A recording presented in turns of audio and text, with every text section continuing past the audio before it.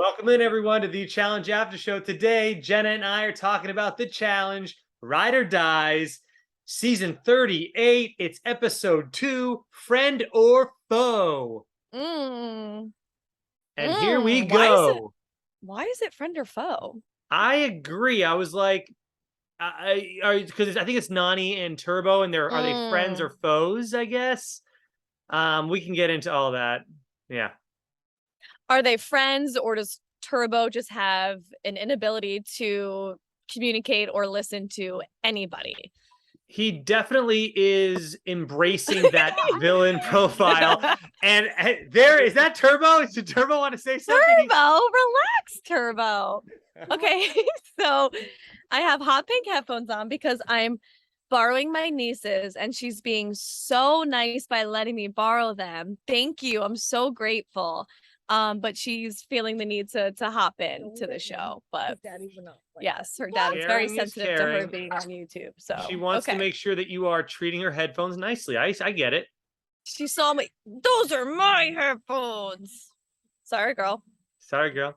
Sorry, girl. Yes, I like because we remember when Turbo and Nani were originally cast together as partners in whatever season that was.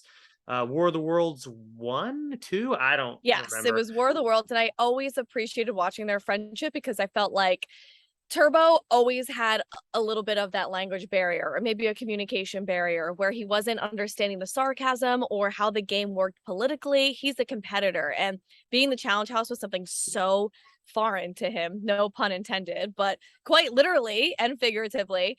Being on a reality TV show like that is just not something that he was accustomed to. So Nani was that reliability factor, someone to be able to kind of translate the climate of the house to him and have his back.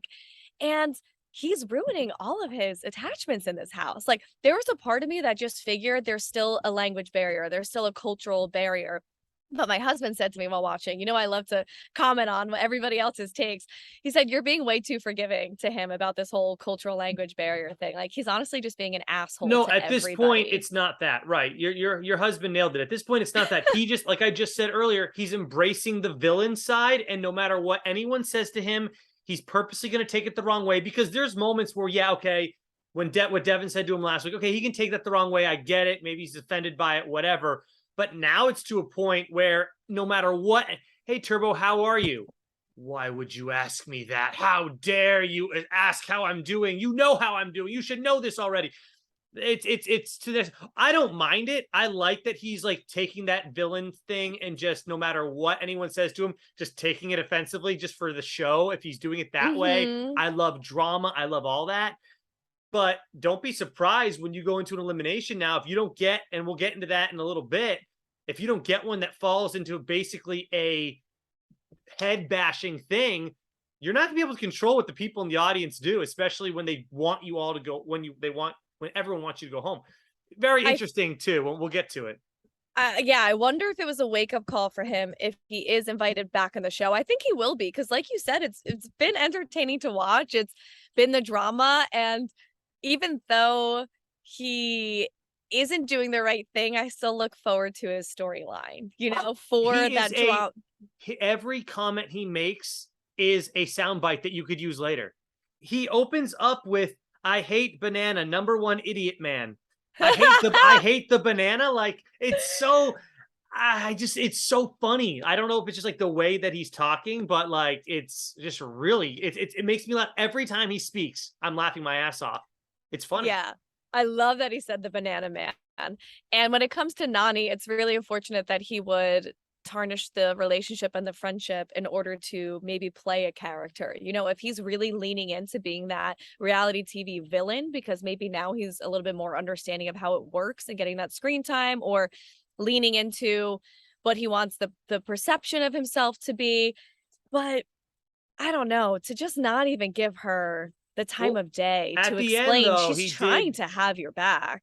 he did say he is rooting for her, even though she's partners with the banana. So Yeah. he did show that he, like, he still maybe wants to be friends with her or still respects her as a person. But yeah, in that house, I mean, like, she did come up to him and say, "Hey, do you want to go in this week?" Like, what did she? I know that he's running his mouth saying he wants to go in, but like, do you think? did she really expect him to say, yeah, put me in, no problem, we're best friends, put me in? Like, so in a way, I mean, I don't mind. I wish he would have just said, no, I don't want to go in, but he didn't want to appear weak. And I agree with someone assessed him that way. And I agree with that assessment. But at the same time, come on, at this point, Turbo, just say like, oh no, I'm not ready to go in. I want to kick everyone's ass. I get that. You're a tough dude. You're an action star over in, is he from Turkey? Where is he from? I maybe He's from Turkey, okay. yeah. He's doing movies and commercials out there. I remember we saw when we were at Mm. AfterBuzz TV, like we watched one of his commercials and we thought it was hilarious that he was doing commercials. I don't know.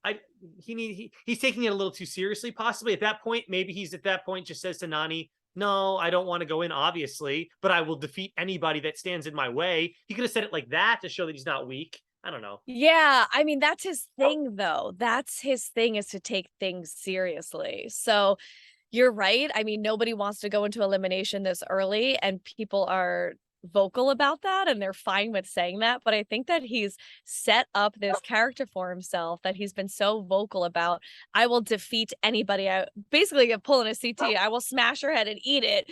He's basically saying, I'll take out all of you.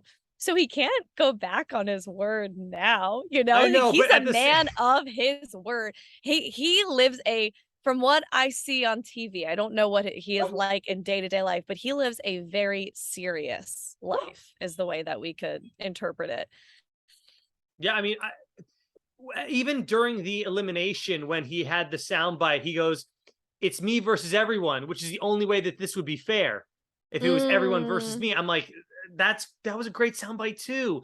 And I don't know. I have two conspiracies this episode. And someone in the comment section wrote last week that my conspiracy makes all my other conspiracies seem, if I keep throwing them out there, they seem more fake. The conspiracies are meant to be fun. And yes, some of them might be true. Others might not be as true. But I think that I'm right more than 50% of the time. I do with my conspiracy. Where's your tinsel hat? You're becoming very tinsel hat basement conspiracy guy. I need the alien wearing the hat on my head. Exactly. The tin foil. Yeah.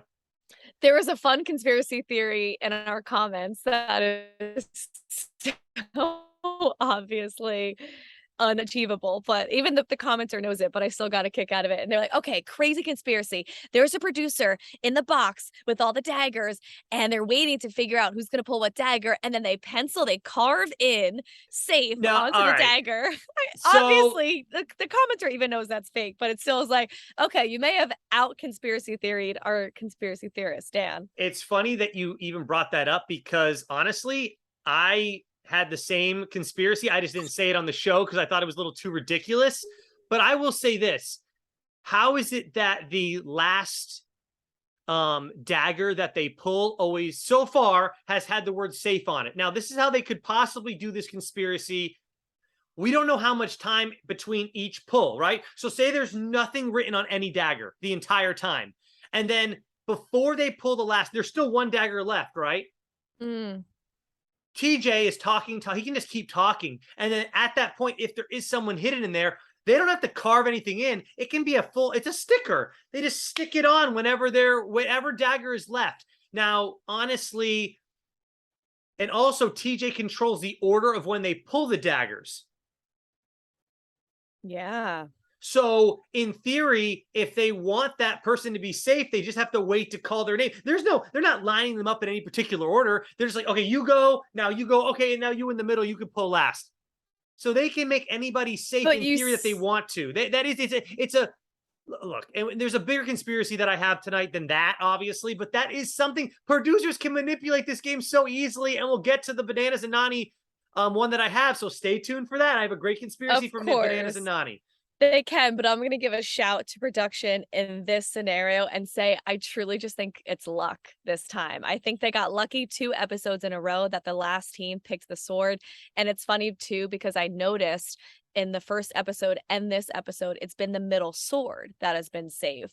And, one of those things, I don't know if you ever took a test like this in high school. I feel like sometimes teachers will throw like a random test at you just to make sure you're like following instructions or understanding that things can be random. But sometimes tests would be like every single answer is B, right? But they still, so you get tripped up in your head because you're thinking it can't be B again. It was B last time. The last answer was B, and the question before was B, and the question before was B. So I feel like for that reason, producers made it the middle sword twice because they wanted the cast to kind of be like, well, they're not going to put it in the middle both times, but they did.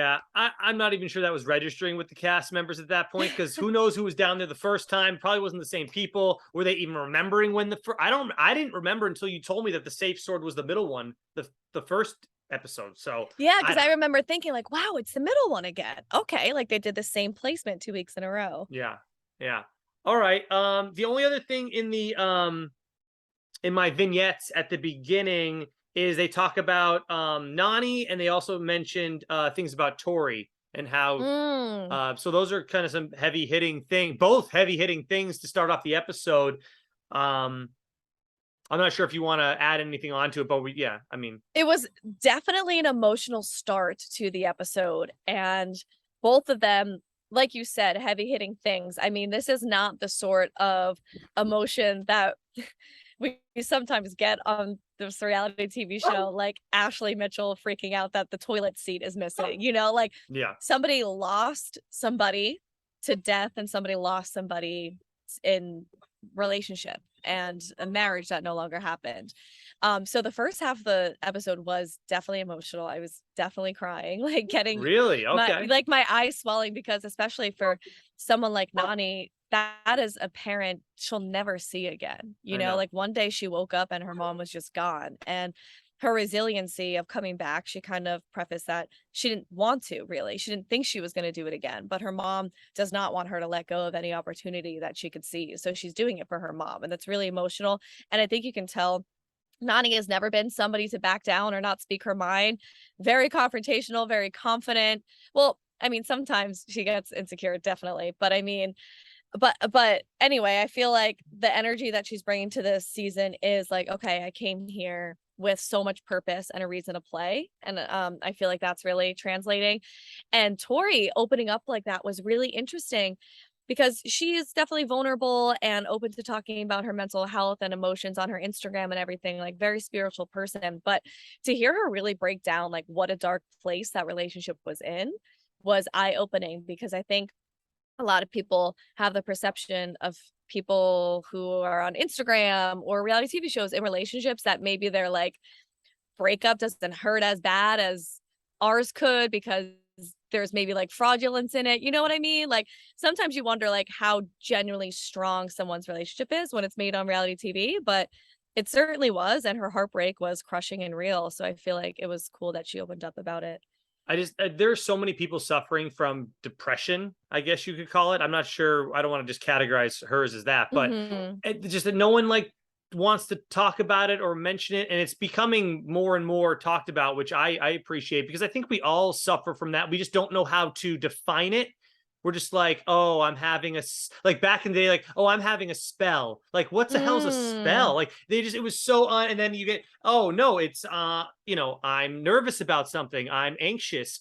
Is it depression? Is it anxiety? Like there's all these different levels to all these different things. I definitely suffer from all kinds of random stuff. And I never, growing up, like didn't really know how to define it, like OCD, like stuff like that. Like you just didn't know what, like, I remember I was reading, a girly teen magazine like Cosmopolitan or something, and there was something in it about OCD, and I'm like, oh, I have that symptom.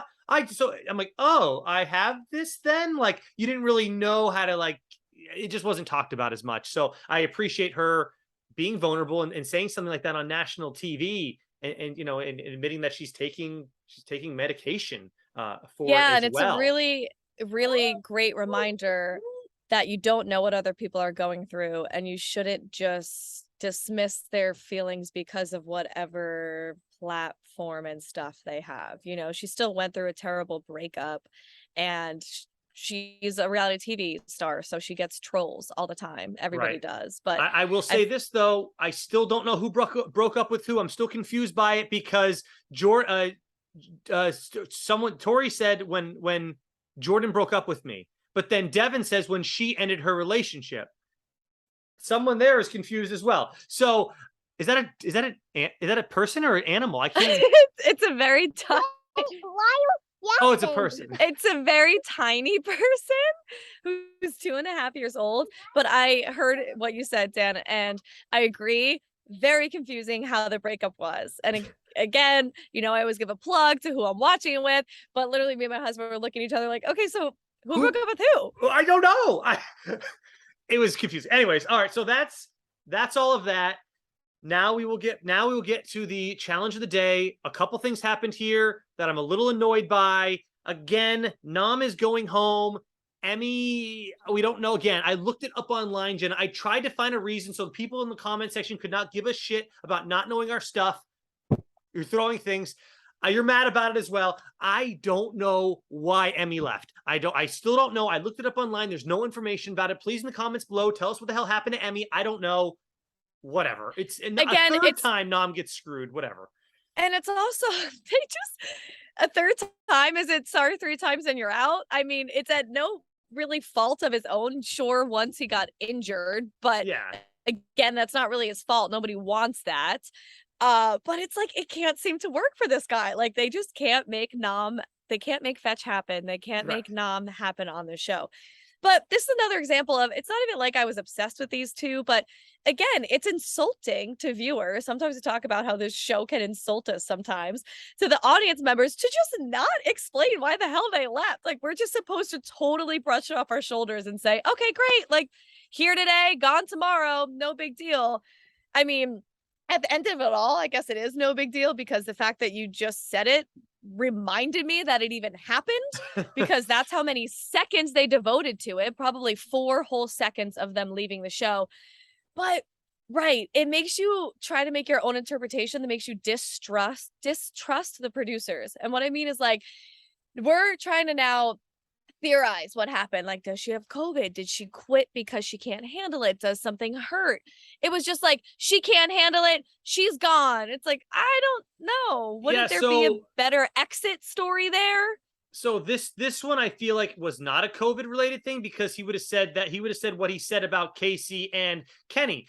But apparently none of that matters. You're allowed to get COVID and come back in because they're going to like Darrell and his partner Veronica, they're gonna show up at like episode 10 or something and just be like, oh, no problem, you just skip by 10 eliminations, you're allowed to be in this game. I don't understand how this game works at this point. So people are just allowed to come in halfway through the season. They're allowed to skip over half the season. No worries. No other contestant's gonna get mad about this. Come on in. No, I had to survive 10 weeks, but you're allowed to come in. I don't know what's going on anymore. However, I will say this. I remember seeing a shot of Casey in a preview at the end of the episode last week, but I kind of just brushed by and said, oh, maybe producers just showed us something for the half before she left the show. And I didn't think to think. And people then in the comments section, I'm like, oh, they got it. They nailed it. She does come back. So I want to throw that out there now. I did see her in the one shot. They showed a really quick, really close up. She had the helmet on. I remember seeing it. I brushed it off, didn't think anything about it. So great conspiracy theorists out there. They had a great Danspiracy. So they called it out. And yes, Casey returns with Casey's brother, Kenny, who, whatever. I don't know. I'm not happy about it. Shout out our commenters because they did call that. And they said, no, I'm pretty sure. That's an animal, though. That's not a person. Is that an animal? The worst.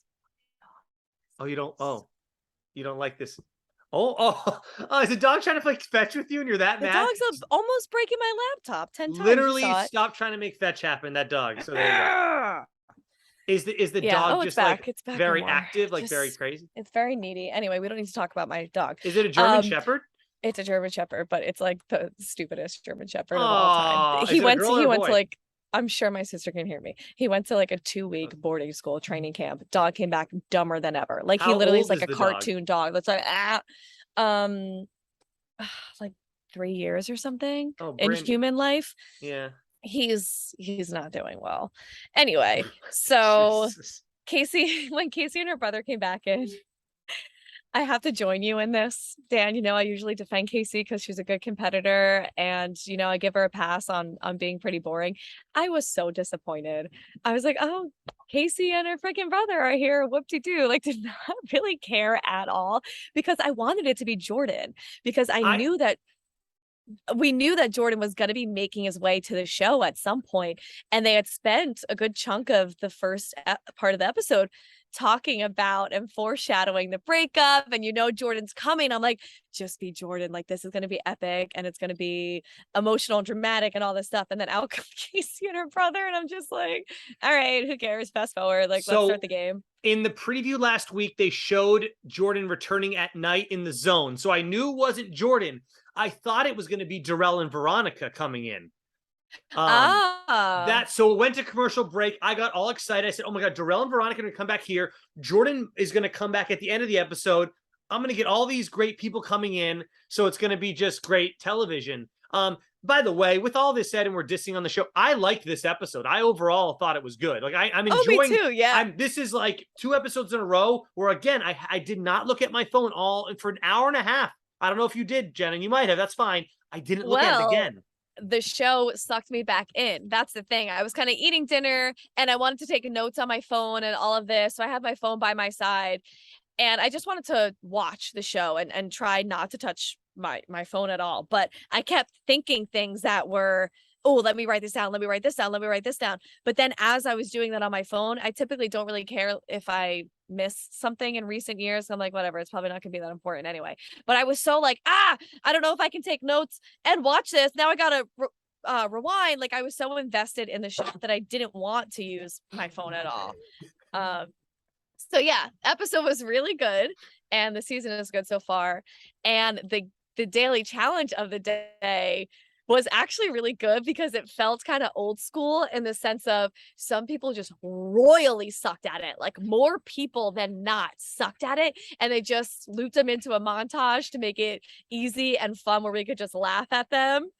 That's how they do it. They nailed it. They nailed the serious part of it where like people were like doing like crazy things trying to hang on. And then they nailed the funny part of it, which was, to me, it was the Jack with 2 Ks, and he got annihilated on the side. His feet hit, flip backwards, a good slam into the water, and yeah, absolutely hilarious. They nailed the montage for sure. I thought his fall was the absolute worst until Michelle fell immediately after him and she just got leveled by this thing. Like she, right in her gut, just ran at it, I feel like, head first, hit her right in the stomach. The falls were really bad. And this must have been a pretty tricky challenge. Again, like we always say, nobody wakes up and knows how to do these things that are on the show. Like no one wakes up and is like, oh, I've totally swung from one platform to another before, and then as it was falling down, hung onto the rope and lifted my body weight. So it makes sense that most people, especially the rookies or people who only have like 1 to 2 years under their belt, sucked at it. And it makes sense that like the vets persevered and the vets thrive. So just besides Olivia and Horatio, they did well. Yeah, they want about 30. I think I heard on a podcast, or maybe I'm just making this, they only want like 30% of the people to be able to do it because they want the other 70% to give them good footage to put on their show. And yeah, I would say about this is like the perfect thing. 30% of the people were able to complete it. The rest could not. I will ask you this question, Jenna. Does MTV have some type of deal on containers? Why is there always containers in all of these challenges? Are they cheap to get? Does someone have a friend that owns a container shop where they always have to have them? They could have put anything that they had to be on top of. Why is it always a freaking container? I'm over the container stuff. Give me another object to climb on. Yeah, I don't know. Honestly, probably what you said. They probably use this vendor time and time again, so they're probably just an easy phone call away. And the vendor's like, okay, yeah, we'll ship you like 10 more containers. Yeah, they must be getting a deal on it, or so they're buying in bulk. Yeah. They're getting a deal. I don't know what they're reusing. Maybe they're reusing that same container on all of these or something to save money. It's on the island they're on. I don't remember what the location of this season is. Are they Argentina? Argentina. Okay. So they're at the location where they are. So of course they're just going to keep using probably the same stuff. It would be so extensive to have to keep building these sets and stuff, but they do it. The amount, now that I'm thinking about this is a very, very ADHD running thought. The amount of money they probably spend on producing this show is, I'm sure, like outstanding. Well, they're cutting costs by using the exact same container every week. So that you got to nickel and dime where you can. You got to condense your budget line. But yes, I appreciated the montage of this challenge. Fessy fell, which sticks out to me because it's kind of like humble yourself, which I think he Humble is. yourself. I think he's trying to humble himself this season. Colleen and Horatio did amazing. I actually thought that they won. So It's this Olivia and Horatio. oh, I'm sorry, what did I say? Colleen, right? Sorry, Colleen's Colleen with and Kim. Kim. Colleen's with Kim. We haven't really seen much of them. Whatever. I don't know. Yeah. We'll see what they do. Tori and Devin did well. They're really cute. I wish Pam was here so that we could talk about the fact that Devin said, "Oh, I love you." Yeah. I mean, in what way, Devin? As a friend? They are a Or super do you cute team. like her? It's hard not to root for them. That's for damn sure. They're definitely a really cute team, and we all think that Tori deserved to win over Casey that other season. So I know everyone's like Nani needs to win this season, but I mean, I'm kind of here for Tori. I mean, yes, I wouldn't mind Nani winning, but that would mean that Banana wins. And you know what? I need Wes to get a couple more wins to get it, a lot more wins actually, to get to 7 overall. I mean, Wes is at like 3. So I mean, But can I say a spoiler that is just in oh, sorry, it's not a spoiler. Sorry. Let me clarify. Not a spoiler. It's a theory or a prediction that I hope by speaking it out loud doesn't spoil things. Like you ever watch a movie with someone, they're like, "Oh, that guy's gonna be the killer," and then they and are, then and he's you're the like, "Why killer. the fuck you say that?" Yeah. I'm sure they're gonna have a twist where they have to go against their ride or die, right? They probably scramble up the teams. I don't believe so, because I believe TJ said at the beginning of the season, this is the only person you can count on for the entire season. He said that word in there. So Okay. I wouldn't Or mind if maybe when he they was like, entire. Can't maybe believe me. Can't trust me. I just the season's called Ride or Dies. I do feel like they're gonna ride or die all the way. Because what was that season where Cara Maria was with Marie and they had to do a stupid stick way to throw a stick into a cage? We're at Yes, AfterBuzz. We that thought it was the worst final ever. Oh, that's a different one. I don't remember what season it was, but they did stay with that partner their entire season. They You're did right, they actually did. do it. That was one where Ashley stole the money from Hunter, wasn't it? Was it like Vendettas or Final I thought Reckoning? that It was was one of the before. Oh trilogy. yeah, I was with you. So that was it was Enemies. What's the Enemies one? No, No, that's Rivals. that's This was Rivals. It wasn't a Rivals. Vendettas. It's got to be Vendettas. I think it No. was Final Reckoning. I think it was Final Reckoning. I think it was the last of the trilogy. You know, they just randomly looped 3 seasons together and we're like, trilogy. Yeah. As if every season people don't hate the shit out of each other, you know? Yeah. Yeah. All right. I do want. Okay. Here's my. But wait, there was another thought. Oh, I had another thought while watching. Yeah. Oh, sorry. I think there's a little bit of a lag that we're cutting each other off. Is I thought that we needed Polly and Cara on this season. Well, yeah, of course. How fun. Of course we need them on this season. I think we had mentioned like why aren't they? They are totally ride or dies. We may have mentioned in episode 1 or I don't know, but yeah, of course they should be here. 100%. If they made a call to Cam and Leroy, but Cam couldn't do it because she was pregnant, why wouldn't they make that call to Cara and Polly? That's amazing TV. I know. I don't know, but I feel like they would go on it. Polly would be like, please, Cara. But then why isn't Cara doing it? Is she just over it? Is she just enjoying the vibe of not being in this a hateful vibe? No, I really think that they could be convinced to do it, especially money-wise. I don't know. Again, these are theories. None of us know facts, so I don't want to be out here spewing fake news. But I wonder if she's not getting called anymore, or I don't know, or if I don't know why. she's... I don't know why she wouldn't though. It just doesn't make sense to me. But whatever.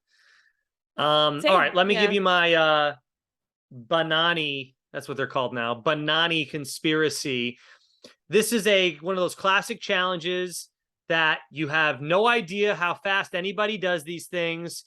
The timing can be whatever. I've said it a million times. So I honestly think that it was maybe they obviously had to finish it. They couldn't just get disqualified and give them the win. But like, who the hell knows? And what cast member is going to call it out? But my point is, Banani, they just made they just made their return to the show. They don't want to see Bananas or Nani get somehow get into that top 4 if a rookie wins, aka Horatio and Olivia, who they definitely show going very fast. Maybe they really won, but they didn't want them to put up 4 vets. They want to keep these vets around for you and me and everybody else that loves them. Let's give it to Banana and Nani. They finished. Boom, done. It's a good conspiracy theory. And again, something that we've talked about is I don't know if it's just us as viewers becoming more keen to what happens in reality TV, or it's the production and editing of it that makes it feel more transparent and more like, oh, I can tell this is manipulated.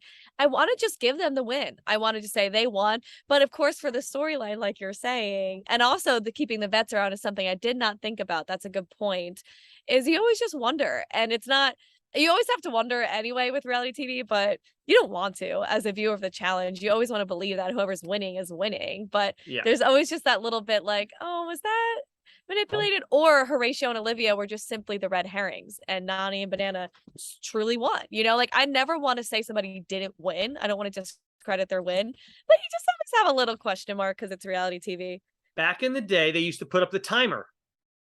And they would have the timer when each person completed, and they'd show us as a viewer the timer at the end, and we could kind of keep going throughout. We can keep score at home. Oh, they got a minute 5. Oh, they got 99. Oh, they got 60 seconds. They got whatever. And now we just don't know, and we have to take it for what it's worth. But I'm just saying, honestly, this is so easy for the producers to manipulate. And anyone else going to call me out in the comments, go ahead. But like, you're kidding yourself. It's just too easy for them to manipulate this if they wanted to. I'm not saying they did. That's why it's conspiracy. It's something to think about going into this, because how convenient. Banana shows up. Now he gets to be in control all the way through these deliberations, interrogations, gets to run the show for at least episode 1. And I will say this. A lot of the highlights they showed of Bananas in the beginning were all used in this episode, so I'm not sure how much longer these two are going to last. Oh. Him saying, quite a group you've assembled here, Tej. That was used. Him in the interrogation, one of those lines was used. I'm just saying, not that, I mean, maybe he lasts forever, but I don't know if I like that I know that now. Oh, sorry. Sorry. Oh, well, thanks for ruining it. But you talk about him being in power and they want him in power. They sure did jump right into the power. It's like riding a bike again for him. I feel like he's telling people what they're going to do. He's predicting what they're going to do. Hi, baby. He's he's ready to take on the power, and he's taking everything personally. Obviously, people are going to be gunning for the vets. And so he's going for the rookies and for those teams. Oh. So come on, how cute. Sorry, Dia, a little bit of her cheek out in the video. I can cut it out though. We are going to get the most views ever this show. I know I might have to cut it out because I don't think you can't okay tell. We'll talk about it later. I'm gonna have to edit that out. You can't even tell that was like if that was a boy or a girl, if I'm being honest with you. I understand people are private though. Yes, so Bananas and Nani come in hot, ready to rule this house. Yes. Okay, moving on. Anything else from the daily challenge? I don't have anything else, but no, I think we're making a good segue into them kind of running the interrogations and picking the teams that they want. If you have any I want to say one that. thing about Turbo. He when he was up there, he said that he in the confessional he said that he's an action movie star now. He goes, always better, and then he trips. That was funny. I didn't catch that. He looked at everyone on the shore and he goes, always better, and then he falls. It was funny. Amazing. He's so good. I'm really disappointed he's gone. He had everything out of his mouth was hilarity to me. I don't know. Yeah, I do think he left too soon. As far as the deliberation interrogation, which you mentioned, again, I can do without this. At least Turbo brought a little bit of stuff to it again. This week, at least Turbo brought some action to it where he got mad, but overall, I mean, it's okay. I would argue Michelle certainly brought some action. Those tears, and it's funny that Jay said, are they real or are they fake? I think they were definitely real, although I don't know the extent of her and Nani's friendship being that tight or really that like worthy of those kind of emotions. But also being in that house, shit, I cry about less stuff any day, it's an emotional experience being in that house. And I think it came out in her interrogation, and that was just, those were, some waterworks. She was definitely letting them fly. I mean, they knew that it's so silly though, because they were all confessing. They had to be on their best behavior. Just such a fake part of the show, which I just don't like. but were any of them under the thought that there's any chance that Turbo does not get put down there? Then they just have a luck of the draw. So they're like, Bananas, please don't throw me in. Like, dude, he's gonna throw in Turbo. What are we doing here? Like, but the luck of the draw is so unlucky. I mean, that's 3 teams that have a chance of going. It's a lot of power and you get a lot of blood on your hands. And also, even if you're safe, you have to pick someone. It's just bad to be in that situation for your gameplay. But like when socially, Michelle's crying, at that point, she knows that Nany and Bananas aren't going to put them in first. They're going to go after Turbo. At that point, she says the luck of the draw, which Nany and Bananas have no power over that. So like, what are you like crying to her for future reference? Like just to let her know, remember, we're friends. Well, hell, she should probably already know that. Relax, Michelle. I don't know. Yeah, maybe. Or I think she was truly just having a vulnerable, emotional moment where she was just speaking from the heart. I mean, people tend to feel that way a lot on this show, but again, we always talk about how it's a competition show, and you kind of know that's the way I look at it. I understand it's an emotional game, but at the same time, I do think that some people can just cry on command. So I don't buy into it 100%, but I know it's an emotional game, so there is something with that. But I think Michelle's had some practice crying on command before, and I think I love that. I love that Jay called her out. I don't know if these are real or fake, but keep going. Like, I love that. Well, again, there was like a few cliches once the teams going into the interrogation were announced that pissed me off always. They'll say them 2 to 3 times a damn episode and it will always make me mad. So Jay had the whole, what a stupid move. What a stupid so move. And I'm like, what? Why is it that was so lame? Why is that a stupid move, Jay? You guys are a good team. Yeah. You're not tight with Bananas. He doesn't trust you. You're working with the 3 other teams that he called you down with. Like, no, don't classify it as a stupid move. Just say it sucks and you're upset you're going in, but it's not a stupid move. So that one always pisses me off. So does who was it? Olivia had said, wow, so I guess you really can't trust anybody in this game. It's Bananas and know them. They've been there for like 12 hours. They've competed in 1 game. You don't even know them. And it's, again, you knew you were going on the challenge, right? Like, this is a competition game show. You have to compete in this show. I agree. I hate that stuff. Yeah. When Jay's the one that stuck out the most for me, but him saying those words, I'm like, okay, whatever, dude. Yeah. And I like Jay. What I want to talk about too in the interrogation room is I really love Johnny and Raven, because Bananas kind of lays into them as if they're working cahoots with all these other teams and they're like gunning for the vets, and it was their choice last week, but he knows he's conspiring with other people. And they were like, nah, that was a solo move. Like, don't get it twisted. That was a solo move that we made because we want to play this game and we're not scared and we understand where you're coming from. You're a vet, we're rookies, you got to see where we're coming from. So I like that they didn't really back down, and they clarified. Maybe it was stupid that they clarified it was their move. Maybe they should have tried to put it on someone else socially. But I just like when people don't back down to players that have been around for a while. Yeah, I just want more honesty in that room versus like, why are we lying to? Like when Kayla and Sam left the room, she's like, hey, if they don't throw us in, are we going to work with them? And Kayla's like, no. Well, then why you just be honest with each other? Like, it's a freaking game, okay? And I get lying is part of it. But it's just, I, as an audience member, don't need to sit there and listen to Kayla lying, and then come out of the room. And then Sam's like, so are we going to work with them if they spare us? Oh, get out of here. All right. Filler again, an hour and a half of filler when we only need an hour of it. Let's do the club scene. I thought that they were trying to set up Horatio and Laurel. I thought that could be fun.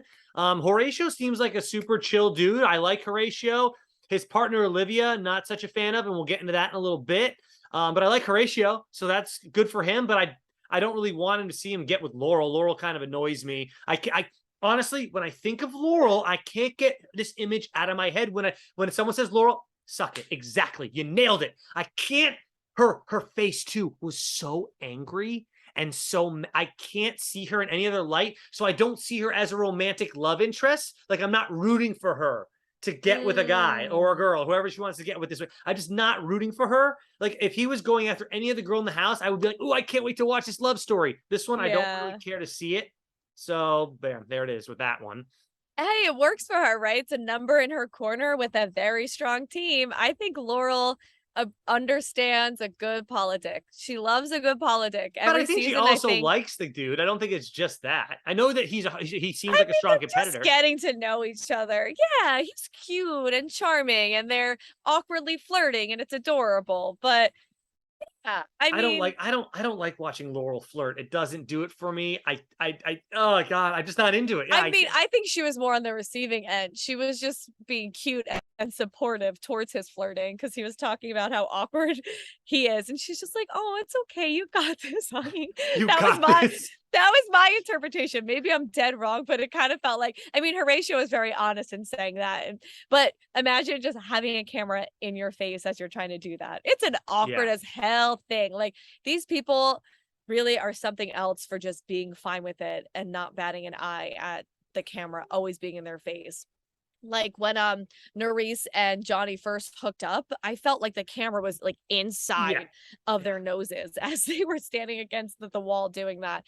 I really like Horatio. I really like Olivia actually, and I really like Horatio and Olivia together. I feel like they're really cute friends, have each other's backs, have great energy, work well together. I feel like they're great. I All right, really let like me tell you them. that there's a couple of things that rub me the wrong way about Olivia.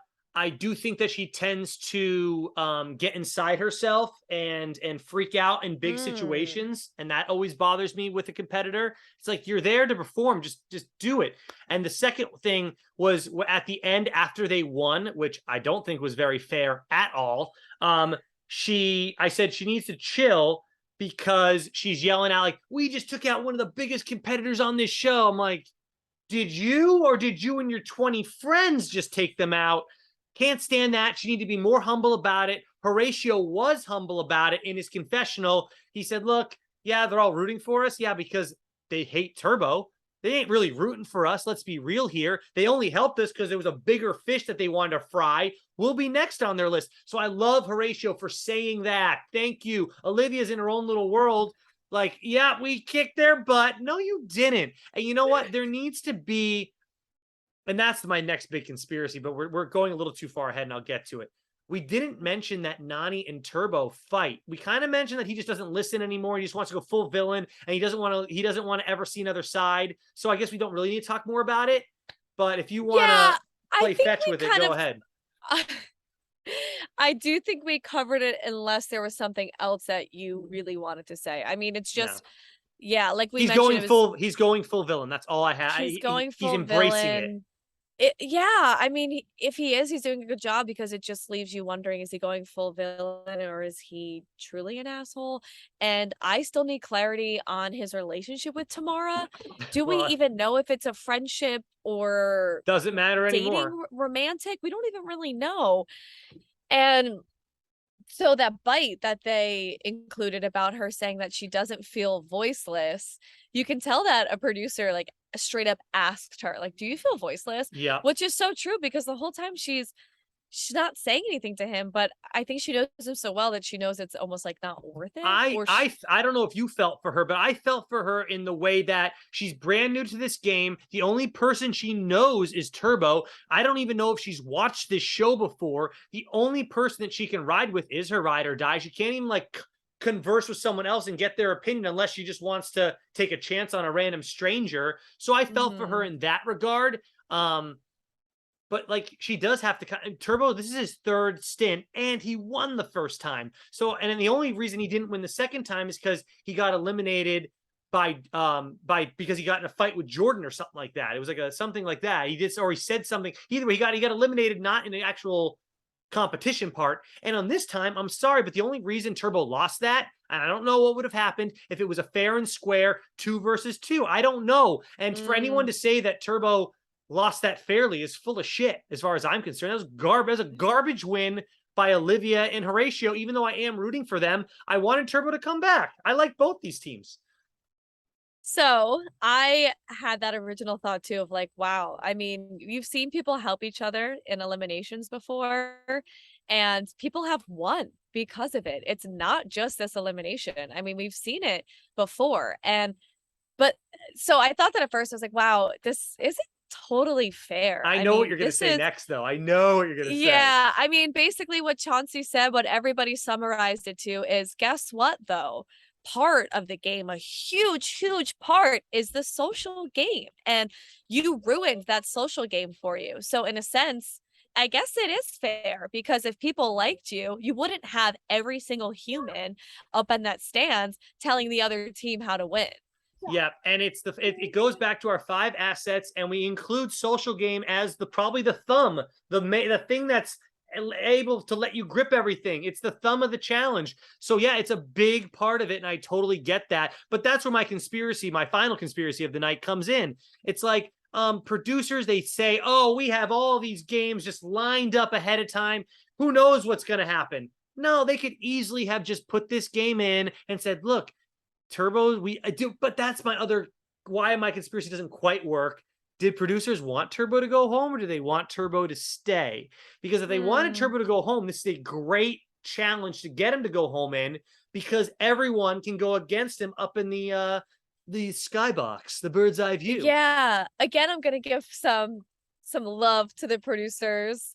Don't know if maybe I'm giving them too much or whatever, but I think that their plan, from what I can see, 2 eliminations in, and this is my hope, is that they're making the elimination such an even playing field on purpose, obviously, because there's new people on the show. Not only are there rookies, but there's partnerships, and you need to make it equal within a partnership and then also within the competition. So it's like Tamara, we've never seen her on a show before. We don't know what she can do. Same with Olivia. But Horatio and Turbo are 2 like very physically fit people. So I think if they were going to manipulate it, I think you would say that athletically the teams are probably even enough, like the girls could have gone head to head and the guys could have gone head to head. So I think they are just pre-planning very even keeled, very like equal games. Like Tori and Devin versus Kayla and Sam, they could have done a bigger headbanger for that. Totally. But they didn't. But they did like a balancing Jenna, game.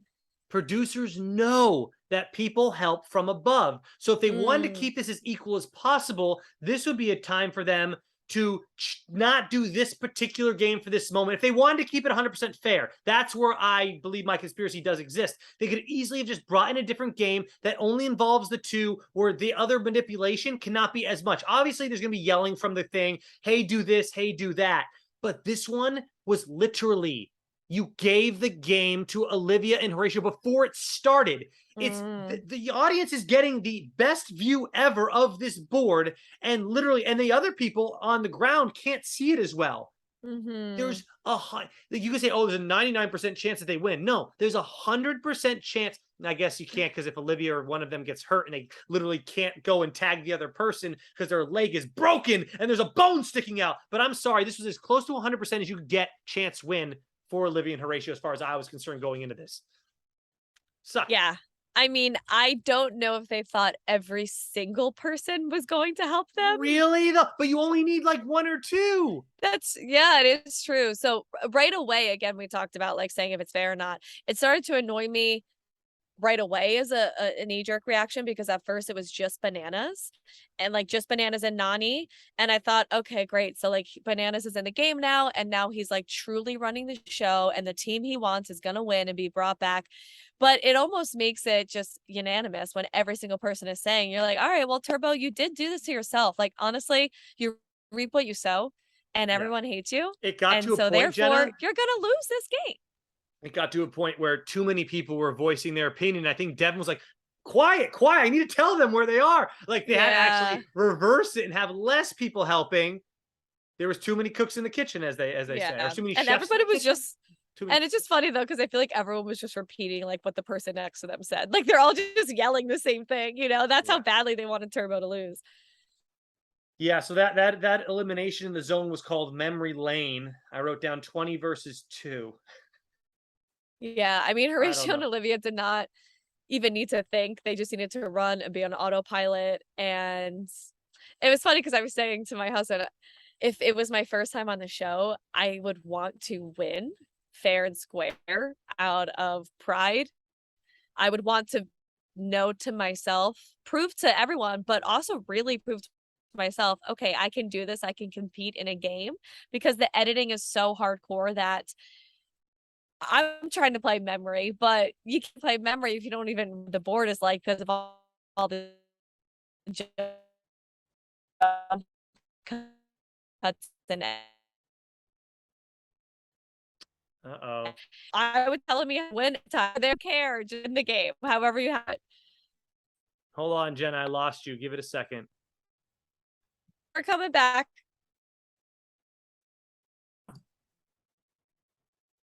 Well, it's also funny in talking about the fairness of the elimination because I was saying, I turned to my husband and said, if it was my first season ever on this show, I would want to win an elimination fair and square to sure prove to everybody else I can do it, but really mainly to prove it to myself. Like, I can do this, I can be in this game, I can win. So I was kind of thinking, maybe someone like giving me a nod here and there, but I want to win like fully for the first time by myself. And he just said, no, don't care. It's $1,000,000. However you win is how you win. Don't care at all. Just tell me if I could have somebody tell me the answers to every elimination, sure, take it. $1,000,000. $1,000,000, $1,000,000. I mean, yeah, the chances are still so slim that any of these teams are going to win, obviously. But yeah, but that's what rubbed me the wrong way about Olivia when she was saying like, "Oh, we just took out one of the biggest teams." Well, technically you did, but come on, like, why even mention that? Give me a break. I think she knows. I mean, you know what my take on her is I think she is a little bit like confessionally in a reality TV sense, you know what I mean? Like how the Big Brother people, you feel like they walk into the confessional room and it's like, I'm on Big Brother. Like, I feel like she has some of those moments where she's sensing I need to give the bites to the producers, maybe. Yeah. Yeah. I wanted to mention one more thing when Bananas is like, and now we know that Jay and Johnny are working together. I'm like, Bananas, we already did know that. And what we've learned in recent seasons is that stuff doesn't always come back to bite you. Now, however, this season will probably be different because so many more teams, there's 4 teams that are nominated instead of just 2. So yeah, maybe it will come back to bite him in the butt. But they kind of already knew. Now, a smart move Jay could have possibly done is still put in Johnny and his partner Raven and hoped that everybody helped, but you couldn't know that many people were going to help. I mean, you could have thought that maybe 1 or 2, but everyone helped. So in a way, if Jay could have only whispered, hey, I'm going to put you in, but trust me, everyone's going to help you because they all want Turbo to go home. Then not only does he have maybe Bananas thinking maybe they aren't working together, but then again, I think to myself, Bananas probably still thinks they're working together, and he tried to pull something, and now Jay doesn't have Johnny as a thing, and numbers are huge in this game. So I think that Jay made the right move. I don't know what you think, if he should have picked Johnny or if he should have went with the team that he did pick, which was Olivia and Horatio.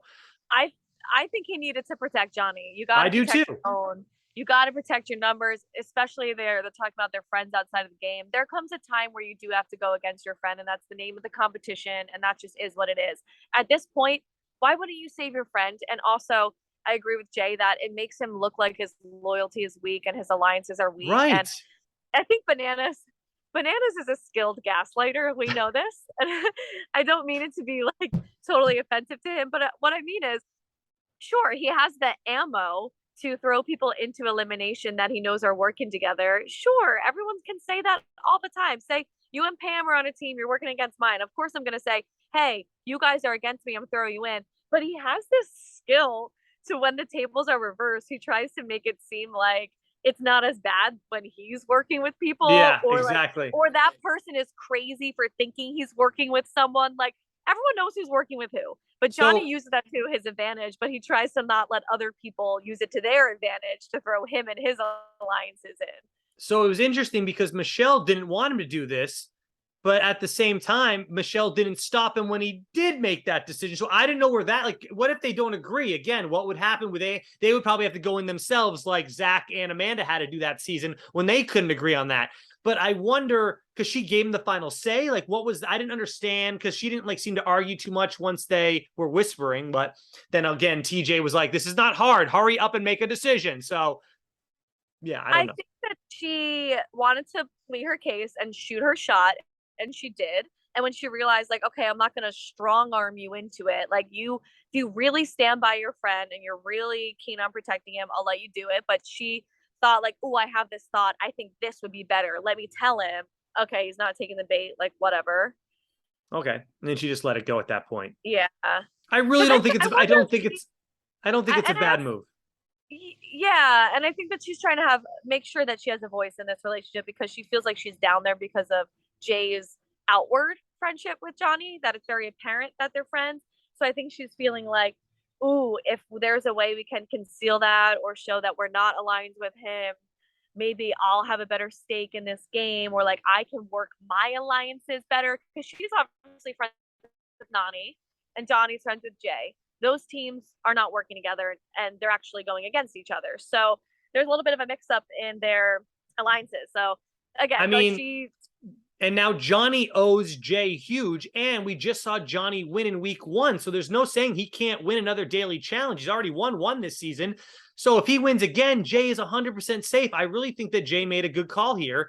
Plus, he's keeping the rookie alliances alive. I'm not sure Horatio and Olivia were working in that alliance.